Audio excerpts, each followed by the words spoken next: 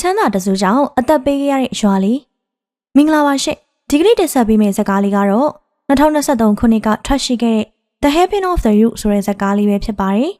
်ဒီဇာတ်ကားလေးကတော့လွန်ခဲ့တဲ့15နှစ်ကချင်းဖြင်ဆိုတဲ့ရွာလေးမှာဇွန်ဘီလို့ပြောလို့ရတဲ့အစိတ်ကြောင့်လူပေါင်း130ကျော်သေဆုံးခဲ့ရပါတယ်ဒီရွာရဲ့တူရီသောအသက်ရှင်ကျန်ရသူကောင်လေးဝူစုဟာအရွယ်ရောက်လာတဲ့အခါမှာတော့စင်းရဲသားတွေကြားမှာကုညီတက်တဲ့သူရဲကောင်းဖြစ်လာခဲ့ပါတယ်တကယ်တော့ဒီချင်းပြင်ရွာလေးရဲ့အစိတ်ဟာအာနာရှိလူတစုကြောင့်ဖြစ်ခဲ့တာပါဘူစုတယောက်မင်းသမီးရဲလီနဲ့ဆုံပြီးတော့နန်းတွင်အရှုပ်တော်ပုံတွေကြားဝင်ပြီးရင်လွန်ခဲ့တဲ့15နှစ်ကအကြောင်းကိုပြန်စဉ်းစားမိသွားတယ်ဒီလိုနဲ့ပဲဘူစုတယောက်လွန်ခဲ့တဲ့15နှစ်ကပြဿနာကိုနောက်တစ်ချိန်ထပ်ပြီးတော့တွေ့ကြုံရတဲ့အခါမှာတော့ဘာတွေဘလို့ဆက်ဖြစ်သွားမလဲဆိုတာအတူတူကြည့်လိုက်ရအောင်ပါဇလန်ရဲ့အစမှာတော့ဝူစုဟာချင်းတောင်တောင်ထဲမှာအသက်တောင်မရှူရဲလောက်အောင်ညီပြီးတော့ပုံနေရပါတယ်သူ့ရဲ့အမေကမကောင်းဆိုးဝါးတကောင်လိုအခန်းထဲကလူတယောက်ကိုကိုက်ဖြတ်တက်လိုက်ပါတယ်ဝူစုတယောက်အပြင်ဘက်ကိုထွက်ပြေးတဲ့အခါမှာတော့အပြင်ဘက်မှာလည်းကဘာပြတ်နေခဲ့ပါတယ်။စူညံစာပျက်စီးမှုတွေနဲ့မကောင်းဆိုးဝါးလိုတိုက်ခိုက်မှုတွေကလည်းအပြင်မှာပြည့်နေပါတယ်။အဲဒီနောက်မှာတော့ဝူစုကလေကားမှာထိုင်ပြီးတော့ငိုနေတဲ့ရင်ရင်ကိုတွေ့သွားပါတယ်။ဝူစုလည်းမကောင်းဆိုးဝါးတွေမလာခင်ရင်ရင်ကိုအမြန်ဆုံးသွားခေါ်ဖို့ကြိုးစားပါတယ်။အဲဒီနောက်မှာတော့ဝူစုကမကောင်းဆိုးဝါးတွေလာနေပြီမလို့ရင်ရင်နဲ့အတူအမြန်ဆုံးထွက်ပြေးကြမယ်လို့ပြောလိုက်ပါတယ်။ဒါပေမဲ့ရင်ရင်ကိုယ်တိုင်ကလည်းမကောင်းဆိုးဝါးဖြစ်နေပါပြီ။အဲဒါကြောင့်ဝူစုလည်းရင်ရင်ကိုတွန်းထုတ်ပြီးကြောက်လာတဲ့ကြားနဲ့အမြန်ဆုံးထွက်ပြေးပါတယ်။ဒီလိုနဲ့ဦးစုလည်းလဲကျသွားပြီးသူ့ရဲ့မျက်လုံးတွေလောက်သာဖွင့်နိုင်ပါတော့တယ်။ခန္ဓာကိုယ်တစ်ခုလုံးမလှုပ်ရှားနိုင်တော့တဲ့အထိအာရင်ချီနေသွားတဲ့ဦးစုဟာအတော်လေးကိုစိတ်ထက်ကျသွားပါတယ်။အဲဒီနောက်မှာတော့ဦးစုမြင်နေရတဲ့ကဘာပြတ်မတက်မြင်ကွင်းကြီးတစ်ခုလုံးကိုငိုးရီရွာချပြစ်လိုက်ပါတယ်။ဒီလိုနဲ့ပဲတိတ်မကြခင်မှာဒီလိုပြက်စီးနေတဲ့မြင်ကွင်းကြီးတွေကိုအဝတ်မဲတွေဝတ်ထားတဲ့ဓာတ်တိုင်းသမားတစ်ယောက်ဝင်ရောက်လာခဲ့ပါတယ်။အဲ့ဒီဓာတ်တိုင်းသမားကတော့မကောင်းဆိုးဝါးတွေကိုတိုက်ခိုက်ရင်းနဲ့ဝူစုကိုပါတခါတည်းအပါကဲသွားပါတော့တယ်။နောက်တစ်ခါမှာတော့မိမပြိုလေးတယောက်မြို့လေကောင်မှာသူရဲကောင်းတွေနဲ့ပတ်သက်တဲ့အကြောင်းလူတွေကိုပြောနေပါတယ်။အဲ့ဒီတဲမှာမှရွဲမြို့မှာနာမည်ကြီးနေတဲ့သူရဲကောင်းကြီးနင့်ဝူစုအကြောင်းတော့ပါပါသေးတယ်။အဲ့ဒီနောက်မှာတော့မိန်းကလေးရဲ့ကိုယ်ပေါ်ကိုယောက်ျားတယောက်ကအရှိန်ပြင်းပြင်းနဲ့ပြုတ်ကျလာပါတယ်။အဲ့ဒါကတော့ခုံခုံဖြစ်ပြီးတော့သူ့ရဲ့အဖော်ဆူဆူကကောင်မလေးရဲ့မျက်နှာအုပ်ပေါ်ဝါကိုကောက်ပေးလိုက်ပါတယ်။ကောင်မလေးကတော့ဆူဆူကိုမြင်မြင်ချင်းသဘောကျသွားတာကြောင့်ဆူဆူတို့လည်းထွက်ပြေးရပါတော့တယ်။တကယ်တော့အဲ့ဒီမိန်းကလေးကစိတ်မနှံ့သူပါ။သူ့ရဲ့အိမ်ကလူတွေကသူ့ထွက်ပြေးမှဆိုလို့တော့မှခြေချင်းခတ်ထားပေးရပါတယ်။အဲ့ဒီနောက်တော့ဝူစုနဲ့ခုံခုံတို့ပါလာတဲ့တေရီကုံမီမို့ဆိုင်တစ်ဆိုင်ကိုဝင်ထိုင်လိုက်ပါတယ်။တိတ်မကြခင်မှာပဲထောင်ပေါင်းများစွာသောလူအုပ်ကြီးမြို့လေးကိုရောက်လာပါတယ်။တကယ်တော့အဲ့ဒါဟာကြားရွေတိုင်းပြည်ကမင်းသားပန်းပွဲတော်ကျင်းပဖို့နဲ့ဘုရင်မကြီးကမင်းသမီးအတွက်တမတ်ရွေးချယ်ပွဲကျင်းပပေးဖို့ပဲဖြစ်ပါတယ်။အဲဒီနောက်မှာတော့ခုံခုံနဲ့ဝူစုတို့ဟာသူတို့ရဲ့ငွေဝင်ပေါက်ကိုကြည့်နေကြပါတယ်။ခုံခုံကတော့ဒီပြိုင်ပွဲမှာဝင်ပါစေခြင်းပေမဲ့ဝူစုမြင်နေရတာကလှဲပေါ်ကယောက်ျားကြီးတယောက်ကိုပါပဲ။ဝူစုကတော့ဒီမင်းသားရဲ့ကိုယ်နဲ့မကွာဆောင်ထားတဲ့ယတနာကိုသာယူနိုင်မယ်ဆိုရင်နာမည်ကြီးပါပေါ့လို့ပြောလိုက်ပါတယ်။အဲဒီနောက်မှာတော့တိုင်းပြည်တွေကမင်းကလေးတွေကလည်းကြားရဲ့တိုင်းပြည်ကမင်းသားကြားလီထူကိုအာရုံစိုက်နေကြပါတယ်။တိုင်းပြည်တွေမှာနေရာမရတဲ့မင်းသားကြားလီထူကအဝေးကြီးကနေသူတို့ရဲ့ရွှေ့နေတိုင်းပြည်မှာတမတ်လာလောက်ချင်နေတာပါ။အဲဒီနောက်တော့ခုံကသူတီထွင်ထားတဲ့ပစ္စည်းတွေနဲ့မင်းသားလာတဲ့လမ်းတစ်လျှောက်မှာနှောက်ယှက်နေပါတယ်။အဲဒါကြောင့်မင်းသားကတော့ခုံကိုတပ်ပစ်လိုက်ဖို့သူ့ဘေးနာကချွေရန်ကိုပြောပါတယ်။အဲဒီနောက်မှာတော့မင်းသားဘေးကတပ်ဖြတ်ရေးသမားဆင်းလာတဲ့အခါမှာတော့ခုံကအရှောင်အတိတ်အဆင်မပြေတော့ပါဘူး။အဲဒါကြောင့်ဝူစုကဝင်ပါပြီးတော့ဒီတပ်ဖြတ်ရေးသမားကိုပဲသူ့ပဲတိုက်ခိုက်မယ်လို့ပြောလိုက်ပြီးတော့ပထုတ်လိုက်တယ်။ဒီလိုနဲ့ခုံကတော့သူ့ရဲ့လက်နက်တွေကိုထုတ်သုံးပြီးမင်းသားရဲ့ဘေးမှာမိခိုးငွေတွေထုတ်လိုက်ပါတယ်။အဲဒီနောက်ခုံကမိခိုးပုံကြားထဲမှာမင်းသားရဲ့အမိတ်တစိမ့်နဲ့လက်ဝတ်ရတနာပစ္စည်းတွေကိုယူသွားပါတယ်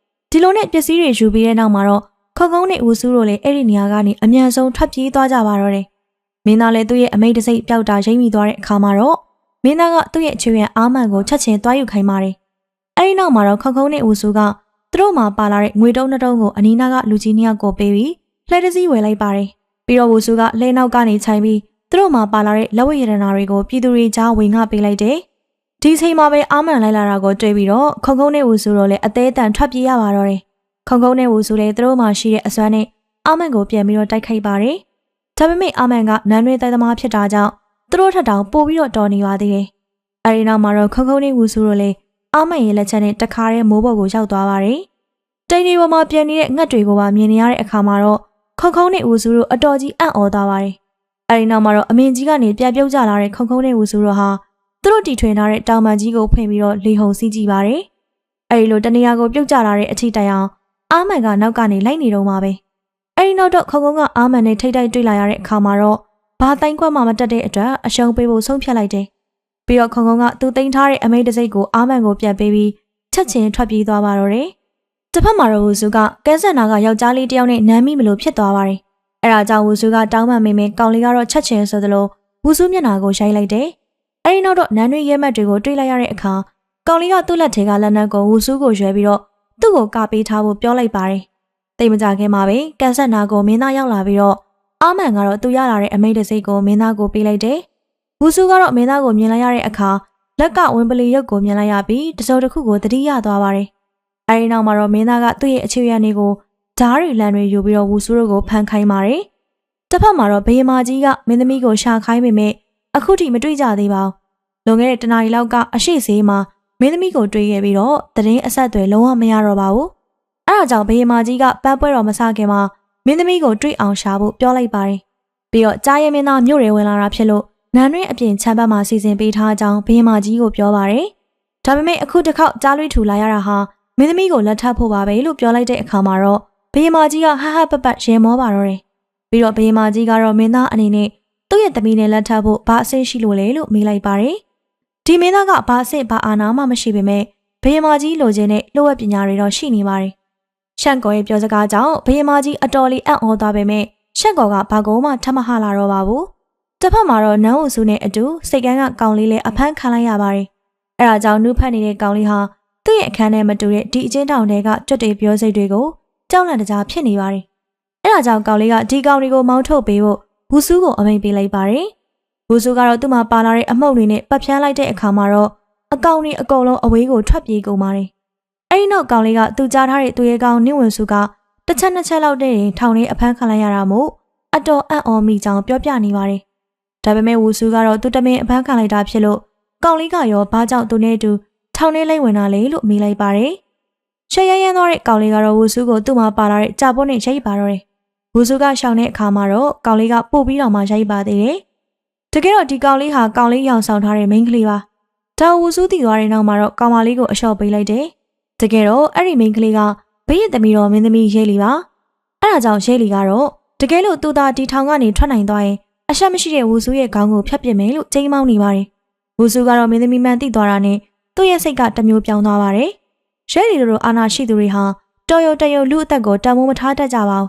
ဒါကြောင့်မို့ပဲဝူစုအမုန်းဆုံးနဲ့အဆန့်ကျင်ဆုံးကရဲလီတို့လိုလူမျိုးတွေပဲလို့ထုတ်ပြောလိုက်တယ်အဲ့ဒီလိုနဲ့သူတို့နှစ်ယောက်အချင်းချင်းရန်ဖြစ်ကြရင်နဲ့လှုပ်ဝက်တကားပေါက်ကိုတွေ့သွားပါတယ်တကားပေါက်ကိုတွေ့ပြီဆိုတာနဲ့ဝူစုကတော့ရဲလီကိုစောင့်မနေပဲနဲ့သူ့ဘာသာအရင်ထွက်နေပါတယ်မင်းသမီးရဲလီကတော့ကြောက်ကြောက်လန့်လန့်နဲ့ပဲဝူစုနောက်ကနေထက်ကြမကွာလိုက်လာပါတယ်တစ်ဖက်မှာလည်းမြေအောင်ခိုင်းရဲ့တနေရာမှာထားထားတဲ့တက်တာတလုံးတွေကနေအတန်တွေထွက်နေပါတယ်တော်ရုံရုံကန်နေပြီးတော့ပွင့်လာတဲ့ဒီတက်တာကြီးတွေကနေလူတစ်ယောက်ထွက်လာပါတယ်အဲဒီနောက်မှာတော့မြေအောင်ခန်းကိုရောက်လာတဲ့ရဲလီနဲ့ဝူစုတို့ဟာမှောင်ကြီးမဲကြီးကနေထွက်ပေါက်ရှာကြပါတယ်တိတ်မလန်မကန်းနေရကနေရဲလီတစ်ယောက်အတန်ကြားလိုက်ရတာကြောင့်ဝူစုနာကိုကတ်လာပါတယ်အဲဒီနောက်အမောင်တဲကနေလူတစ်ယောက်ကအရှိန်နဲ့ပြေးထွက်လာပြီးတော့သူတို့ကိုကိုက်ဖို့လုပ်ပါတယ်ဝူစုကတော့ဒီမြင်ကွင်းကိုအရင်ကမြင်မှုနေတာကြောင့်ချက်ချင်းဆိုသလိုရှောင်လိုက်ပါတယ်အချိန်မမီတော့တဲ့ရဲလီကတော့သူ့ကိုကိုက်ဖို့ပြင်နေတဲ့မကောင်းဆိုးဝါးကိုချက်ချင်းဆိုသလိုလက်ထဲကအချော်နဲ့ဒရဆက်ထိုးနေခဲ့ပါတယ်ဝူစုကတော့ဒီလူကအစိမ့်မိထားတာကြောင့်ကယ်လို့ရသေးတဲ့အတွက်အသေးမတက်ဖို့ရဲလီကိုပြောပြီးတော့နေရာကနေအတင်းဆွဲထုတ်ခေါ်သွားပါတယ်အဲဒီနောက်မှာတော့တကားပေါက်ကပိတ်သွားတာကြောင့်သူတို့တွေချောင်းပိတ်မိနေပါပြီဝူစုလည်းရဲလီကိုထွက်ပေါက်ရှာခိုင်းရင်သူကိုယ်တိုင်ကပဲမကောင်းဆိုးဝါးနဲ့ခုခံတိုက်ခိုက်နေပါတယ်အတော်ရောတိုက်ခိုက်နေရတော့ရဲလီကနေရန်ကလှုပ်ဝက်ခလုတ်ကိုတွေ့ပြီးတော့ကြောက်တကားကြီးကိုဖွင့်နိုင်သွားပါတယ်အဲဒီနောက်မှာတော့ကြောက်တကားမပိတ်ခင်ရဲလီကမကောင်းဆိုးဝါးနဲ့တိုက်ခိုက်နေတဲ့ဝူစုကိုအလစ်အမြန်ကယ်ပြီးတော့တကားကိုပိတ်လိုက်ရပါတယ်ဝူစုကဒီနေရာမှာကြကြဆက်နေလို့မကောင်းတော့တာကြောင့်သူတို့တွေအမြန်လွတ်လန်းရှာတဲ့ပြီလို့ပြောလိုက်ပါတယ်အဲဒီနောက်မှာတော့ရှန့်ကော်ကဘယ်သူမှမရှိတော့မင်းကြီးပလင်နာမှာစိတ်ကူးရင်နေပါတယ်အဲဒီအချိန်မူမတ်တယောက်ကရောက်လာပြီးတော့မင်းသားကရှန့်ကော်ကိုချန်ပီယံမှာလာတွေ့ဖို့ခေါ်ကြောင်းပြောလိုက်ပါတယ်အဲဒီနောက်မှာတော့ဝူစုနဲ့ရဲလီတို့အပြင်ကိုထွက်လာနိုင်ပြီးခြံဝန်းအပြင်ဘက်ကိုရောက်လာပါတယ်ရဲလီကတော့ဖြတ်သွားတဲ့ရှန့်ကော်ကိုမြင်ပြီးတော့သူကဘာလို့ဒီနေရာထိရောက်နေရတာလဲဆိုတာကိုအံ့ဩနေမိပါတယ်အဲဒီနောက်မှာတော့ရှန့်ကော်ရောက်တဲ့အခါမှာမင်းသားကသူဆက်သက်ထားတဲ့တခုပြမယ်လို့ပြောလိုက်ပါတယ်အဲဒီအချိန်မှာပဲမူမတ်တယောက်ကအစိမ့်မိသလိုပါဇက်ကနေအမြုပ်တွေထွက်လာပြီးတော့ချက်ချင်းလဲကျသွားပါတယ်ဒီလိုနဲ့လက်သွေးကြောနဲ့တကောလုံးအနက်အစိတ်တွေပြန်ပြီး ချက်ချင်းဆိုလိုမကောင်းဆိုးဝါးဖြစ်သွားပါတော့တယ်။ပြီးတော့ဘေးကလူတွေကိုလိုက်ကိုက်ပြနေတာကြောင့်မင်းသားကတော့ဒီတစ်ခါလွန်ခဲ့တဲ့15နှစ်ကလိုအမားမျိုးတွေမရှိစေရတော့ဘူးလို့ပြောလိုက်ပါတယ်။အဲဒီနောက်မှာတော့အာမန်ကသတိထားမိသွားပြီးတော့အပြင်ကချောင်းကြည့်နေတဲ့ဝူဆူနဲ့ရဲလီတို့စီကိုစက်ကြာပြစ်လိုက်ပါတယ်။သူတို့နှစ်ယောက်ထွက်ပြေးရင်မင်းသားရဲ့လူယုံတွေဖမ်းမိပြီးဝိုင်းထားပါတယ်။ရှန်ကော်ကတော့မင်းသမီးပါနေတာကြောင့်မင်းသားရဲ့လုံခြုံရေးတပ်တွေကိုဖက်ခိုင်းဖို့နဲ့မဟုတ်ရင်ဝူဆူကမင်းသမီးကိုတတ်မှမှုကြောက်နေခဲ့ပါတယ်။အဲဒီနောက်မှာတော့ဝူဆူကမင်းသမီးကိုပြန်လွှတ်ပေးပြီးအပြင်ဘက်ကိုခုန်ထွက်သွားပါတယ်။ဝူဆူနောက်ကိုအာမန်နဲ့တူအဆောက်တပ်တွေကထပ်လိုက်ကြပြန်ပါသေးတယ်။ရှန်ကော်ကတော့အဆောက်အဦနဲ့တူတစ်မျိုးလုံးနှံ့အောင်ရှာပေမဲ့မင်းသမီးကိုမတွေ့ခဲ့ကြောင်းပြောပြပါတယ်။ရက်လီကတော့အရှိကြီးမပြောချင်တော့တာကြောင့်ရှန်ကော်ဒီနီယာကိုဘာလာလောက်တာလဲလို့မေးလိုက်ပါတယ်။ရှန်ကော်ကမနှက်ဖြင့်ပတ်ပွဲတော်အတွက်မင်းသားကိုလာဖိတ်တာပါလို့ရက်လီကိုပြောပြပါတယ်။အဲဒီနောက်မှာတော့မင်းသားက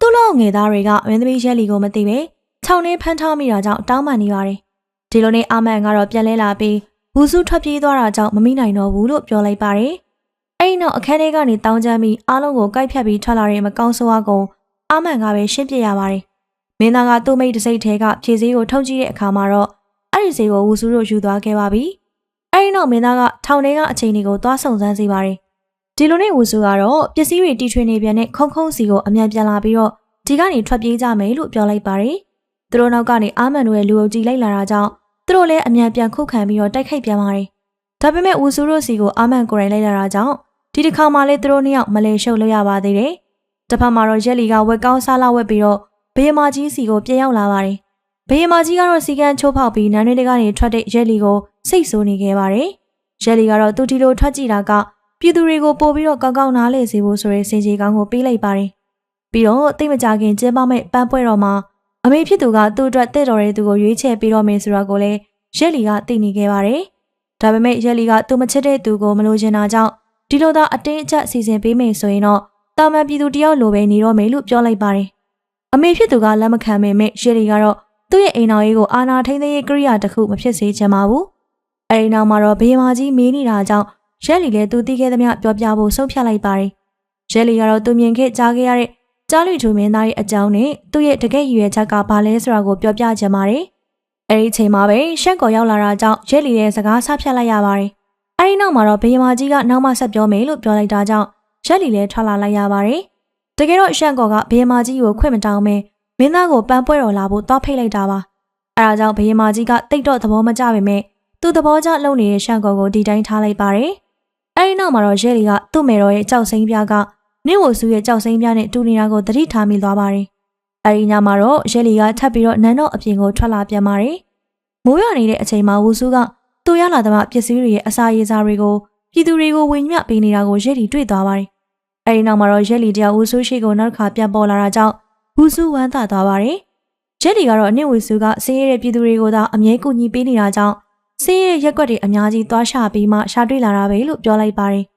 အဲဒီနောက်မှာတော့သူတို့နှစ်ယောက်ကအတော်ကိုလှတဲ့ပန်းမေကြီးအောက်မှာထိုင်ရင်ရက်လီကဝူဆူကိုစကားဆပါတော့တယ်။ရက်လီသိကျင်နေတာကတော့ဝူဆူရဲ့ကြောက်စိမ်းပြားအကြောင်းပါပဲ။ရက်လီကသူ့ရဲ့မေတော်ကြီးစီမှာလဲဝူဆူလိုတပုံစံနဲ့တူတဲ့ကြောက်စိမ်းပြားရှိနေတဲ့အကြောင်းပြောပြလိုက်တယ်။ဝူဆူကရုတ်တရက်တိတ်ဆိတ်သွားပြီးလွန်ခဲ့တဲ့15နှစ်ကအကြောင်းကိုပြန်စဉ်းစားနေခဲ့ပါတယ်။တကယ်တော့လွန်ခဲ့တဲ့15နှစ်ကဝူဆူနေတဲ့ချင်းဖြင်ရွာမှာအစိတ်ကပ်ဘေးဖြစ်ခဲ့ပါတယ်။အဲဒီအချိန်တုန်းကဝူဆူကအဲ့ဒီကပ်ဘေးကြောင့်သူ့မိသားစုဝင်တွေရောမိတ်ဆွေတငယ်ချင်းတွေပါဆုံးရှုံးလိုက်ရပါတယ်။အဲဒီနောက်မှာတော့ရက်လီကတေချာပြန်စဉ်းစားရင်ချင်းဖြင်ရွာအကြောင်းနန်းတွေမှာမှတ်တမ်းတင်ထားတာဖတ်ဖူးကြောင်းဝူဆူကိုပြောပြပါတယ်။လွန်ခဲ့တဲ့15နှစ်ကချင်းဖြင်ရွာမှာလူအယောက်130ကမီးလောင်မှုကြီးကြောင့်တေဆုံးသွားခဲ့တယ်ဆိုတာပါပဲ။ဒါပေမဲ့ဝူဆူကသာချင်းဖြင်ရွာရဲ့တူရီသောကျန်ရစ်သူမလို့ဒီအစိတ်ကပ်ဘေးကြီးအကြောင်းကိုသိနေခဲ့တာပါ။ပြီးတော့ဒီကိစ္စတွေအစအဆုံးကိုဝူဆူကသာမျက်မြင်သက်သေမြင်တွေ့ခဲ့လိုက်ရတာပါ။ဝူဆူကတော့ဒီယောဂအစိတ်ပေါ်ကိုတမင်လုပ်ခဲ့တဲ့သူရှိကြောင်းရက်လီကိုပြောပြပါတယ်။ဝူဆူတယောက်ဦးကောင်းထိပြီးမှတ်ညံတစားတစားသာမှတ်မိပေမဲ့မနက်ကကြားလူထူရဲ့လက်ဖမိုးပေါ်ကအရုပ်ကိုမြင်လိုက်ရတဲ့အခါမှာတော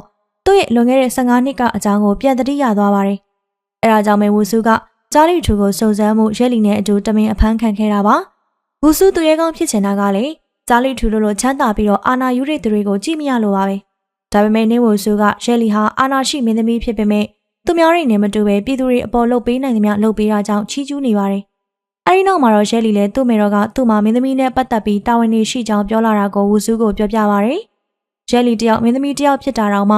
သူ သူ့မှာအိမ်တော်ကြီးနဲ့ပတ်သက်ပြီးတော့ကိုယ်ပိုင်ဆုံးဖြတ်ချက်တောင်ချခွင့်မရှိတာကိုစိတ်ပြည့်နေခဲ့ပါတယ်။အဲဒီနောက်ရဲလီကသူ့မှာသာရွေးချယ်ခွင့်ရှိမယ်ဆိုရင်တာမန်ပြည်သူတယောက်ပဲဖြစ်ချင်တယ်လို့ဝူဆူကိုပြောနေပါတယ်။အဲဒီနောက်မှာတော့ဝူဆူကမကြခင်မှာရဲလီကတိုင်းပြည်ရဲ့ဘုရင်မဖြစ်လာမှာမလို့သာ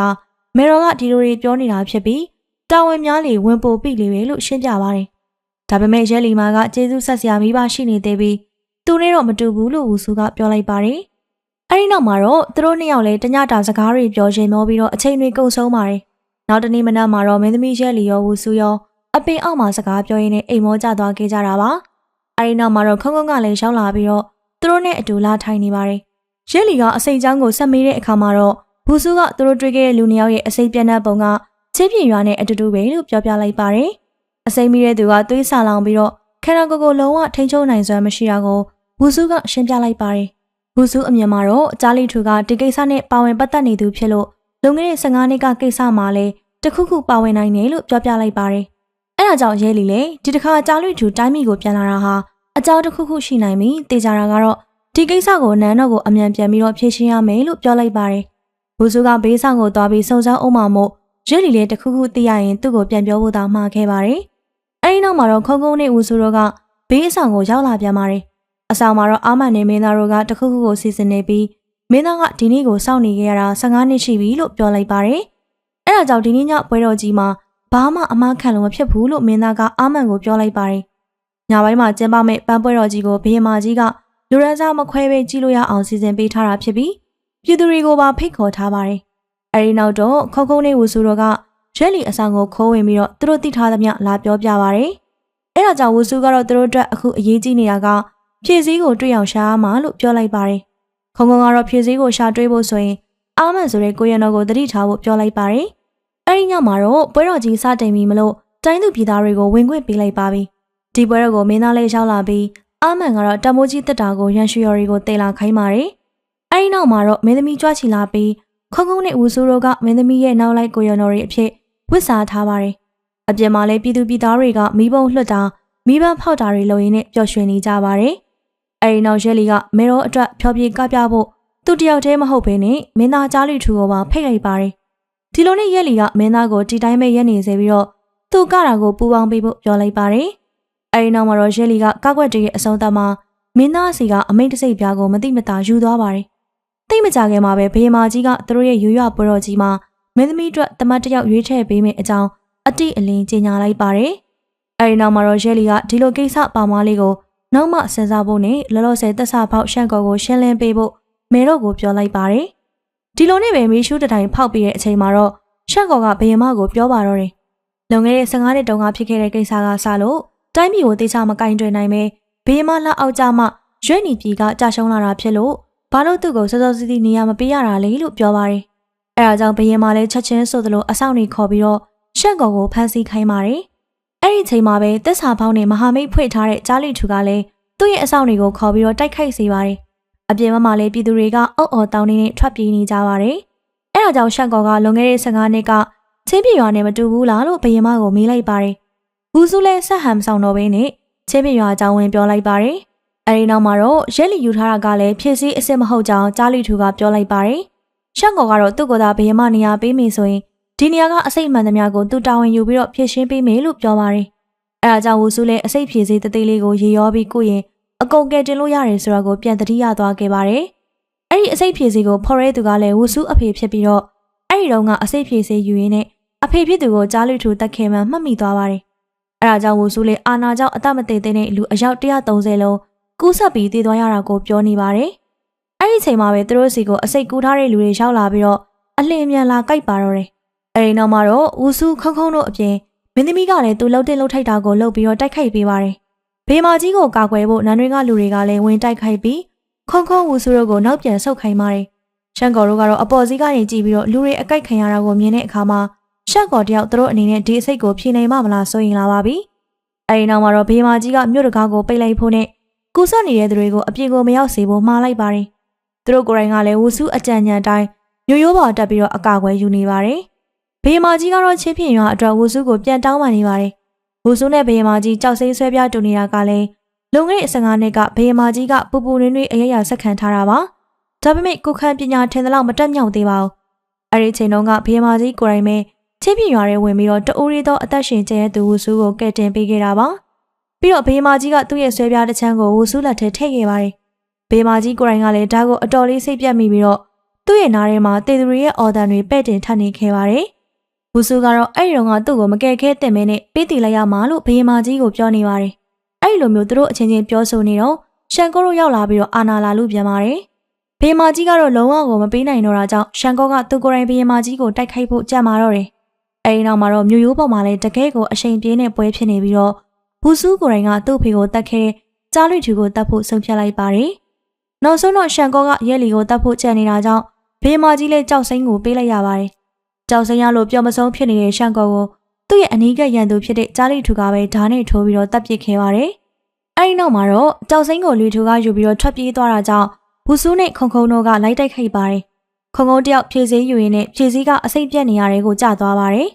တစ်ဖက်မှာတော့ဘေးမာကြီးကရဲလီကိုသူ့ရဲ့ကြောက်စိမ့်များတစ်ချမ်းပေးလိုက်ပြီးဘူဆူကိုသွားကူညီဖို့ပြောလိုက်ပါတယ်ဒါပေမဲ့ဝူဆူကတော့လုံးဝအကူအညီမခံဘဲသူ့ဘာသာဒီအစိတ်ဖြည့်စည်းကိုရအောင်ယူဖို့ဆုံးဖြတ်လိုက်တယ်အဲဒီနောက်တော့ဝူဆူကဖြည့်စည်းယူရင်းနဲ့အကိုက်ခံလိုက်ရတာကြောင့်ရဲလီကပဲအမြန်ကယ်လိုက်ရပါတယ်ဝူဆူကတော့အစိတ်ဖြည့်နီးကိုပြပြပေးရဲလီနဲ့ခုံခုံကိုလှုပ်စေပါတယ်ဝူဆူတယောက်အကိုက်ခံရတာကိုမနှဲထိန်ပြီးတော့စူးစမ်းလမ်းလျှောက်နေရပါတယ်အဲဒီချိန်မှာပဲအာမန်နဲ့ဂျာလီထူတို့ကဘေးမကိုတတ်ဖို့လာနေတာကြောင့်ဂျားရဲကနေဝူဆူကပဲဝင်ကယ်ပေးရပြန်ပါတယ်အစိမ့်မိထားတဲ့ဝူဆူကသူ့ရဲ့စိတ်ကိုမနှဲထိန်ချုပ်ပြီးတော့တိုက်ခိုက်နေရပါတယ်တစ်ဖက်မှာတော့ဆေးရွတွေကိုခုံခုံကပဲဖြောပြီးတော့အစိတ်တွေဖြည့်ပေးလိုက်ရပါတယ်ဒီလိုနဲ့ရက်လီကဝူဆူကိုလိုက်ရှာရင်းနဲ့အစိတ်ဖြည့်ပေးလိုက်ပါတယ်အဲ့ဒါနဲ့သူတို့ရဲ့ရွက်လီတိုင်းမီဟာတစ်ဖက်ပြန်အေးချမ်းပြီးတော့ဘေးမာကြီးကလည်းခုံခုံကိုသူ့ရဲ့ကောင်းဖွင့်ချင်းမြင့်ပေးလိုက်ပါတယ်တစ်ဖက်မှာတော့နေဝူဆူနဲ့မင်းသမီးရက်လီတို့ကသူတို့ရဲ့အေးချမ်းတဲ့ဘဝကိုလိုချင်တာကြောင့်သာနန်းတော်ကနေထွက်ပြေးခဲ့ပါတယ်ဒါပေမဲ့လည်းအစိမ့်မိထားတဲ့အာမန်ဟာဘူဆူအစိမ့်မိတော့ကလည်းထိန်းချုပ်ထားနိုင်တာကြောင့်လူတစ်ပိုင်းမကောင်းဆိုးတစ်ပိုင်းဖြစ်ရှိနေပြီးတော့သူတို့ကိုစောင့်ကြည့်နေပါတော့တယ်ဟုတ်ကဲ့ပါရှင်ဇလန်လေးကတော့ဒီမှာရင်ပြီးဆုံးသွားခဲ့ပါပြီပရိသတ်တွေလည်းကြိုက်နေတတ်ကြလိမ့်မယ်လို့မျှော်လင့်မိပါတယ်နောက်များမှာလည်းအခုထက်စိတ်ဝင်စားစရာကောင်းတဲ့ဇလန်လေးတွေနဲ့တူတူပြန်လာခဲ့ဦးမှာမို့ channel လေးကို subscribe နဲ့အသစ်တိုင်းတွေ့ရအောင်လဲဘေးနာ notification ခေါင်းလောင်းလေးကိုနှိပ်ပေးထားခဲ့ကြပါအောင်နော်အဆုံးထိကြည့်ရှုပေးခဲ့ကြတဲ့အတွက်အားလုံးကိုကျေးဇူးတင်ပါတယ်ရှင်